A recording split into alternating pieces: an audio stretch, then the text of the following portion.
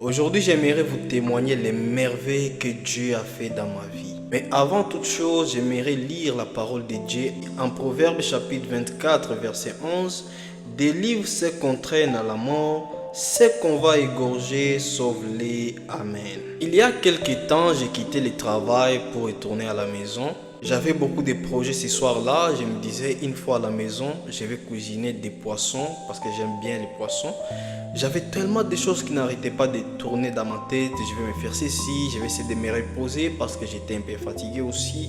Vraiment, j'étais tellement content de rentrer à la maison. Souvent, l'homme programme, mais Dieu dispose. Ce que je ne savais pas est que ce soir-là, je n'arriverai pas chez moi. Ainsi, quand je suis arrivé au passage piéton, quand j'ai traversé, j'ai fait attendre. C'était moi qu'on venait de renverser. À la lyre des voitures et à la manière dont j'étais frappé, tout le monde croyait que je ne suis plus vivant. La chose qu'ils ne savaient pas les gens est qu'avant que l'accident se produise, j'ai senti comme une main qui s'est posée sur moi et qui m'a éloigné à l'accident. Certes, j'ai été blessé, mais j'étais vivant.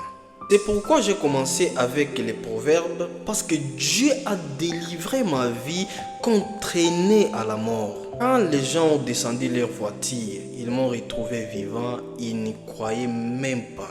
Les amis, quand je vous dis, le Dieu que nous prions est un Dieu qui veille sur ses enfants.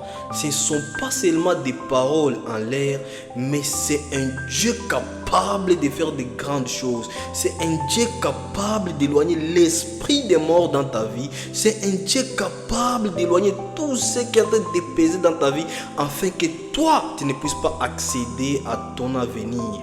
Ce soir-là, j'avais beaucoup de planification, j'avais beaucoup de choses à faire à la maison, mais malheureusement, je ne suis plus rentré chez moi. J'ai dû passer la nuit à l'hôpital. Pour dire quoi? Dans ce monde, tu peux avoir beaucoup de choses à faire, tu as beaucoup de projets à faire, tu as même des projets qui peuvent changer le monde, mais le temps joue contre toi. Donne ta vie à Christ, suis Christ. Éloigne-toi de la vie de péché, afin qu'un jour, quand la mort va toquer à la porte, que tu sois prêt à aller vers le Seigneur.